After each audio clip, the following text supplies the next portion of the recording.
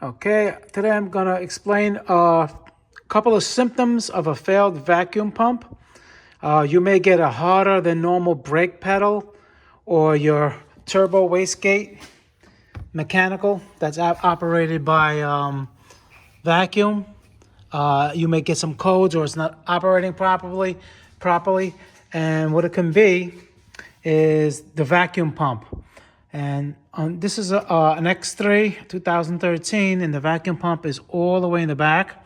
I'll show you that. But a good fast telltale sign, if you're having problems, a lot of times the vacuum pump fails, and it pumps oil into the vacuum lines when it's not supposed to.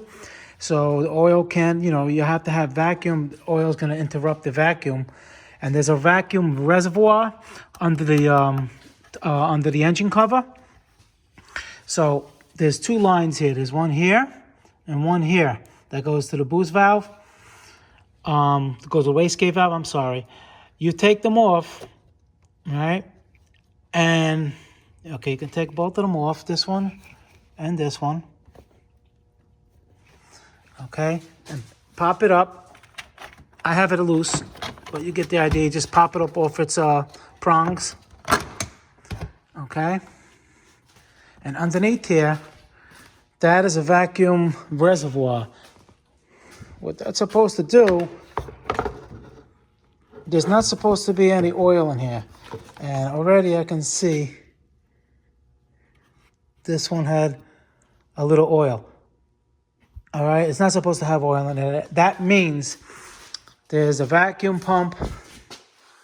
All right, let me point to it to get an idea.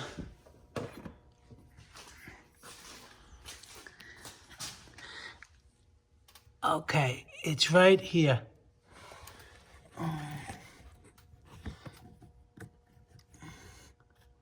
It's right here.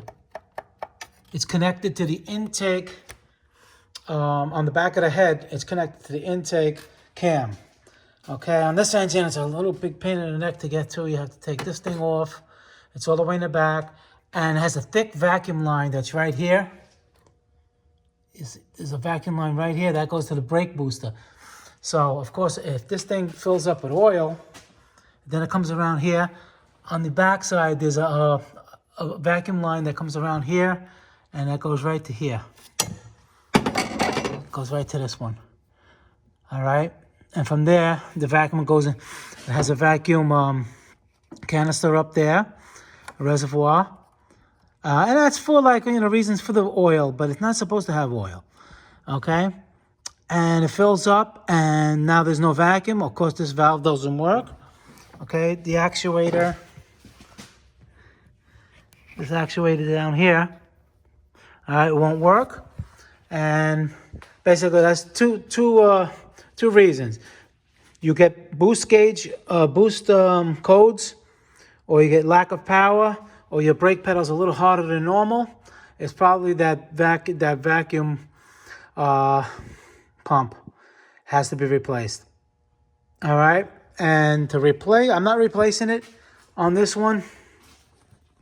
Not right now, anyway. So I'm not going to be making a video on that. But I just heads up for guys that want to replace it. Yeah, this is a better view. It's right there. You see that the aluminum thing right here?